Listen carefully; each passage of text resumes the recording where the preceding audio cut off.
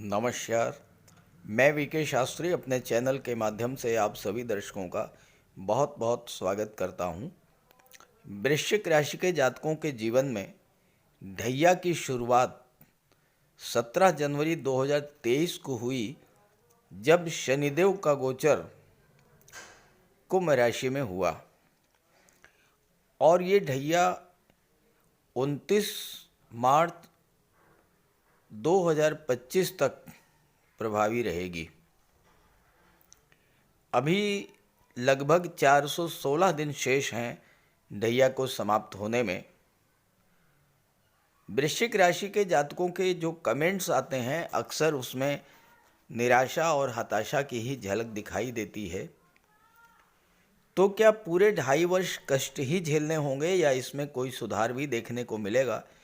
यही है आज की चर्चा का विषय। लेकिन उसके पहले हम ये ज़रूर समझेंगे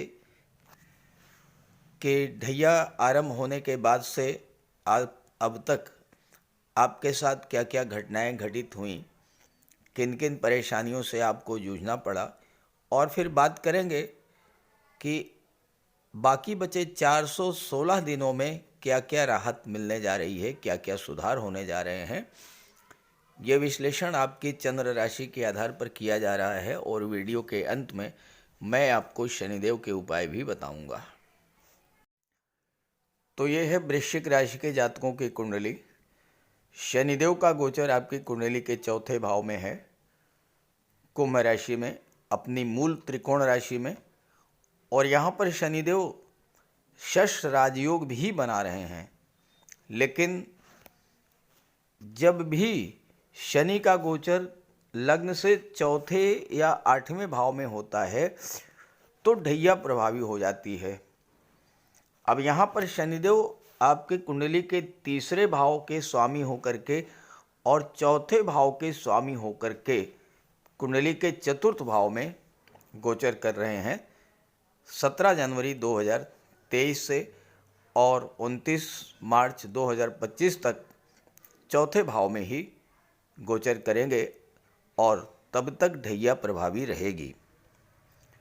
देखिए, ढैया जब शुरू होती है तो इसका पहला प्रभाव आपके मन मस्तिष्क पर पड़ता है और आपके स्वास्थ्य पर इसका प्रभाव पड़ता है। चूँकि शनि चौथे भाव में है, शनि की दृष्टि छठे भाव पर, शनि की दृष्टि दशम भाव पर और शनि की दशम दृष्टि लग्न पर पड़ रही थी।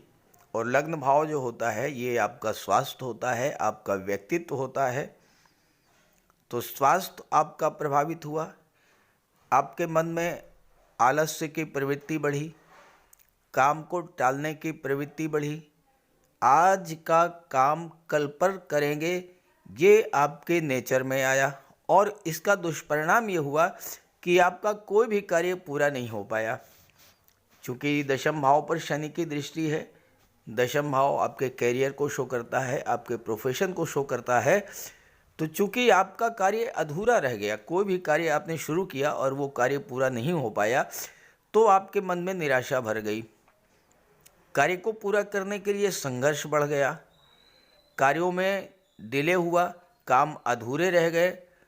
तो ऐसी स्थिति में कई बार तो ऐसा भी आपके साथ हुआ होगा कि सब कुछ छोड़ छाड़ करके कहीं किसी एकांत स्थान पर चले जाएं, जहाँ कोई ना हो, जहाँ जा कर के मन को थोड़ी शांति मिले, थोड़ा सुकून मिले।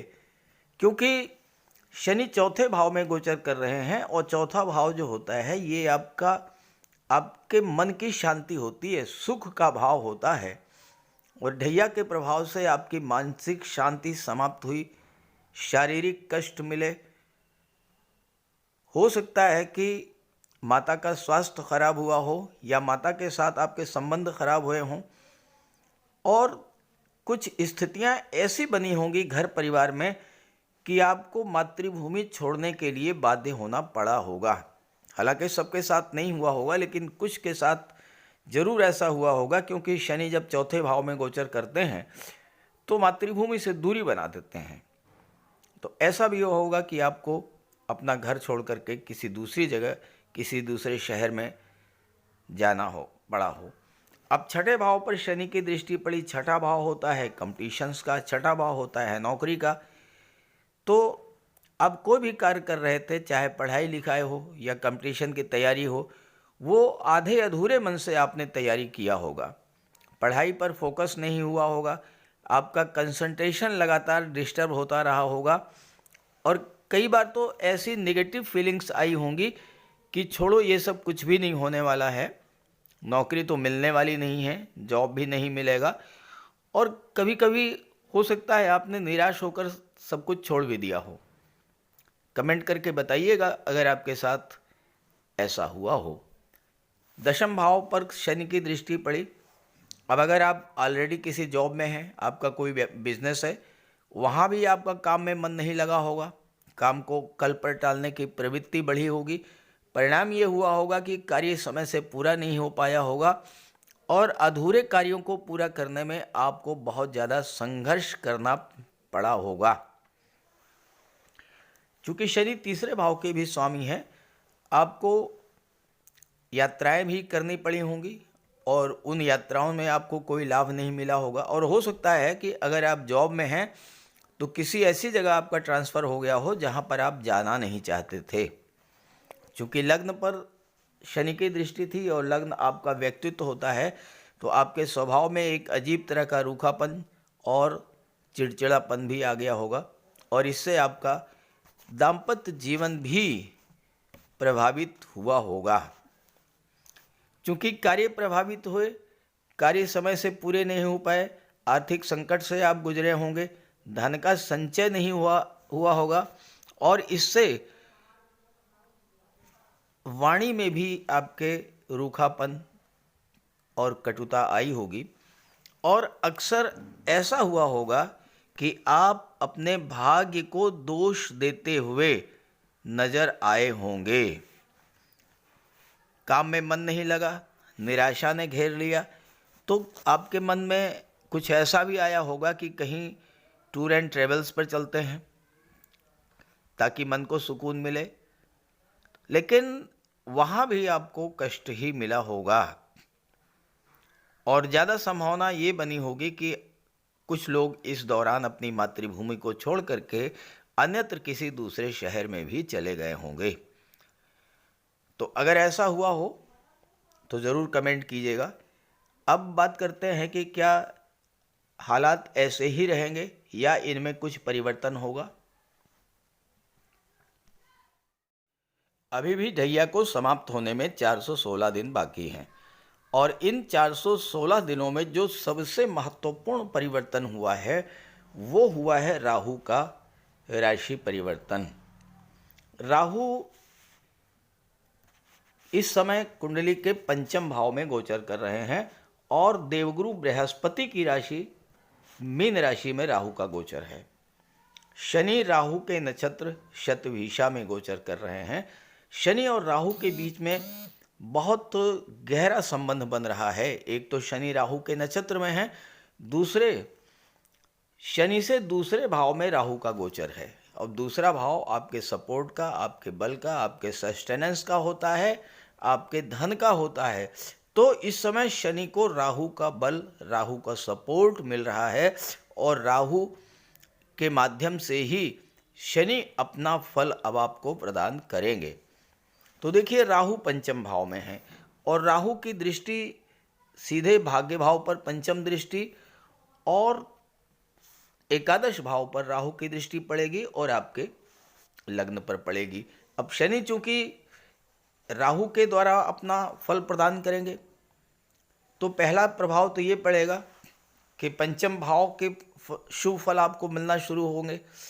यानी छात्रों का मन अगर पढ़ाई लिखाई में नहीं लग रहा था, पढ़ाई से भटकाव की स्थिति बन रही थी, तो अब पढ़ाई पर फोकस करेंगे, कंसंट्रेशन बढ़ेगा। और चूंकि आपके लग्न के स्वामी मंगल हैं जो कि छठे भाव के भी स्वामी हैं और छठा भाव नौकरी और कॉम्पिटिशन्स का होता है, तो ऐसी स्थिति में प्रतियोगी परीक्षाओं में सफलता के भी योग बनेंगे। राहु जब केंद्र या त्रिकोण के भाव में गोचर करते हैं तो राहु बहुत अच्छा रिजल्ट देते हैं। राहु 11वें भाव में बहुत अच्छा रिजल्ट देते हैं। पंचम में गोचर कर रहे हैं नवम पर दृष्टि डाल रहे हैं, एक त्रिकोण में गोचर करते हुए दूसरे त्रिकोण पर दृष्टि डाल रहे हैं, तो भाग्य भाव भी एक्टिवेट होगा, तो भाग्य का आपको साथ मिलेगा। पिता से, गुरु से किसी वजह से आपके संबंध खराब हो गए थे, वो संबंध सही होंगे, पिता गुरु का आशीर्वाद मिलेगा। और अचानक से आप देखिएगा किसी न किसी धार्मिक यात्रा का योग जरूर बनेगा। और अगर आप धार्मिक यात्रा पर जाते हैं, देशाटन पर जाते हैं, देवदर्शन के लिए जाते हैं या गंगा स्नान के लिए जाते हैं, आप देखिएगा भाग्य आपका पूरी तरह से साथ देना शुरू होगा। और जब भाग्य साथ देना शुरू करेगा तो आपके सभी काम जो अधूरे रह गए थे, जो काम बिगड़ चुके थे, वो सारे काम आपके बनने शुरू हो जाएंगे। एक महत्वपूर्ण बात और आप ध्यान दीजिएगा, ये जो 416 दिन बचे हुए हैं, इन 416 दिनों में आपको शनि चौथे भाव का शश राजयोग का फल भी प्रदान करेंगे। चौथा भाव भूमि भवन प्रॉपर्टी का है। आप देखिएगा, अगर आपकी इच्छा है, आपके मन में बहुत दिनों से ये सपना है कि मेरा खुद का मकान हो, मेरा खुद का प्लाट हो, कोई अच्छा वाहन हो, टू व्हीलर हो, फोर व्हीलर हो, तो इस तरह की जो आपकी इच्छाएं हैं वो ज़रूर पूरी होंगी इन 416 दिनों में, क्योंकि राहु की दृष्टि एकादश भाव पर पड़ रही है। राहु आपके एम्बिशंस को शो करते हैं, 11वां भाव आपकी इच्छाओं को शो करते हैं। तो आपकी इच्छाएं इस समय बड़ी इच्छाएं होंगी, एम्बिशंस में आपकी वृद्धि, महत्वाकांक्षा आपकी बढ़ेगी। और जहाँ तक धन की बात है तो एकादश भाव पर राहु का प्रभाव हो तो राहु से ज़्यादा धन तो कोई दे ही नहीं सकता है। तो इस समय आपको अचानक से धन की प्राप्ति होगी। आपका कोई पैसा डूब गया था, वो पैसा आपको मिलेगा। गवर्नमेंट के पास आपको कोई पैसा आपका रुका हुआ था, वो धन आपको प्राप्त होगा। शनि की दृष्टि दशम भाव पर पड़ेगी, दशम भाव गवर्नमेंट को शो करता है, तो इस समय आपको गवर्नमेंट का सहयोग मिलेगा, गवर्नमेंट में बैठे हुए अधिकारियों का सहयोग मिलेगा, शासन सत्ता में जुड़े हुए लोगों का सहयोग आपको मिलेगा।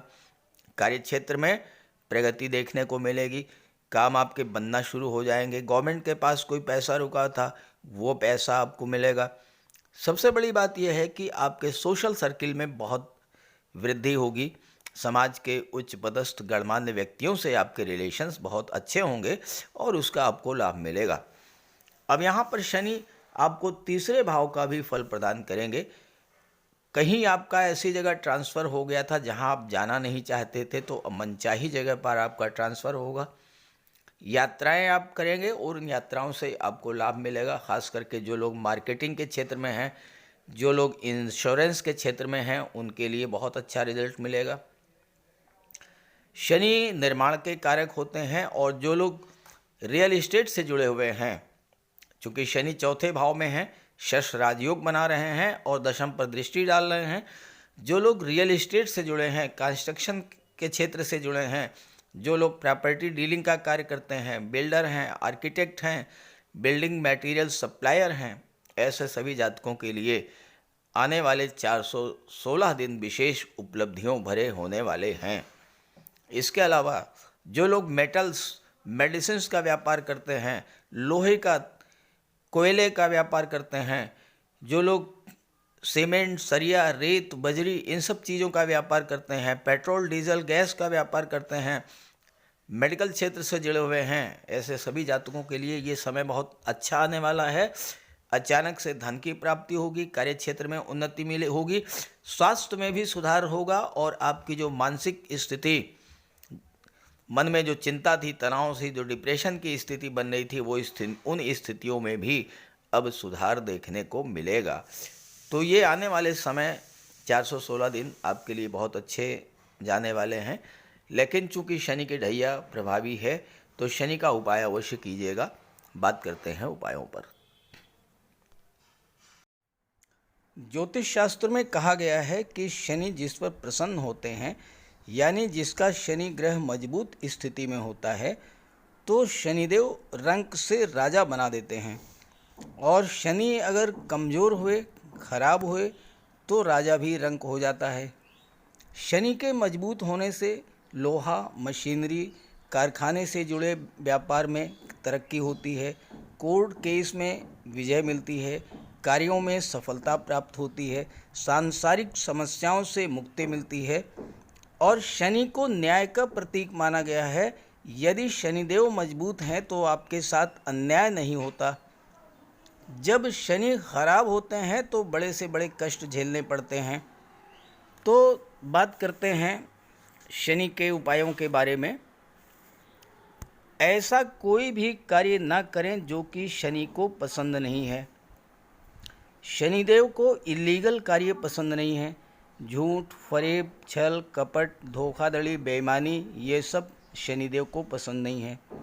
शनिदेव को परिश्रम, अनुशासन और व्यवस्था पसंद है। तो ऐसे कार्य कीजिए। गरीबों की मदद कीजिए, बुजुर्गों, दिव्यांगों को भोजन दीजिए, वस्त्र का दान कीजिए, किसी ओल्ड एज होम में जाकर के, किसी अनाथालय में जाकर के दान पुण्य का कार्य कीजिए। तो इससे शनि को बल मिलेगा।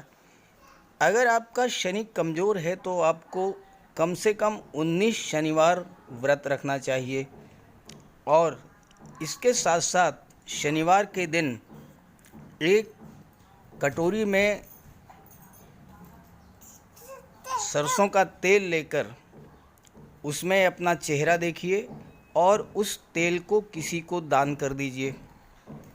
इसके अलावा शनिवार के दिन एक पात्र में जल, दूध, चीनी, काला तिल और गंगा जल ये रख लीजिए। इसके बाद पश्चिम दिशा की ओर मुँह करके पीपल के वृक्ष को अर्पित कर दें। इससे भी शनि को बल मिलता है। शनिवार के दिन उड़द से बनी पंजीरी, पकौड़ी, चीला, बड़ा ये सब खाना चाहिए। सरसों के तेल में बने भोज्य पदार्थ ग्रहण करना चाहिए। इससे शनि ग्रह को ताकत मिलती है। केले का भी आप सेवन कर सकते हैं। और शनिवार के दिन कंबल, जूता, चप्पल, लोहा, काले कपड़े और नारियल जटा वाला ये भी आप दान कर सकते हैं। सरसों का तेल का दान कर सकते हैं। और अगर शनि कमज़ोर है तो आपको नीलम धारण करना चाहिए, लेकिन इसके लिए किसी आप योग्य ज्योतिषी की मदद ले लें। तो ये सब उपाय आप करेंगे तो आपको बहुत बड़ा लाभ मिलेगा। नमस्कार।